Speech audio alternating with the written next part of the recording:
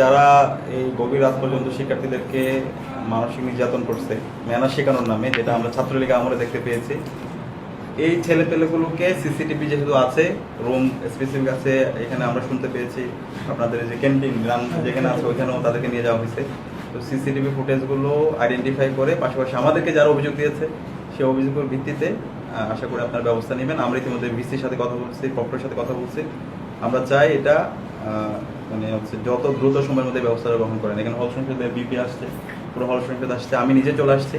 এই ক্যাম্পাসের মধ্যে গণরুম গ্যাস্ট্রুম কালচার অথবা ম্যানার শেখানোর নামে কারো উপর মানসিক নির্যাতন করে সেটা চলবে না, সে যত শক্তিশালী হোক। এটা আমিও চাই, আমি একবার আন্তরিকভাবে যে এটা চেষ্টা করুক, এর মাধ্যমে কিন্তু বীজ বপন হয়।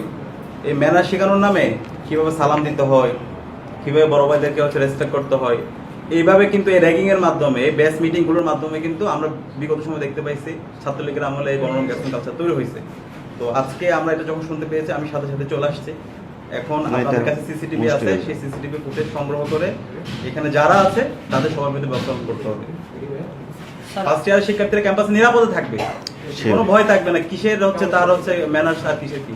এখানে ঢাকা ইউনিভার্সিটি যারা ভর্তি হয় প্রত্যেকটা স্টুডেন্ট তার ম্যানার নিয়ে এসে এখানে ভর্তি হয়, সবকিছু সে জানে। এইভাবে হচ্ছে তাকে র্যাগিং দেওয়া, বেস মিটিং এর মাধ্যমে তাকে মানসিক নির্যাতন করা। এবং ওই যে ছেলের কমেন্ট এখানে পত্রিকার বরাতে আমরা জানতে পারলাম, মুসাদ্দিক নামে একটা ছেলে, সে নারীদেরকে নিয়ে যেভাবে হচ্ছে সে কমেন্ট করছে তার বিরুদ্ধে তো এখনই ব্যবস্থা গ্রহণ করা দরকার।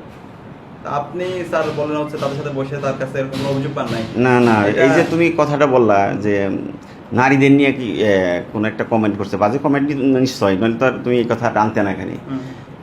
কোনো এখন পর্যন্ত আমি কারো মুখে এই কথাটা আমি শুনতে পাই নাই। আমি পত্রিকায় আমিও দেখছি, একটু আগে দেখছি জিনিসটা, যে কি কমেন্ট করলো, কি করলো, কি না করলো, একবার কিচ্ছু জানি না।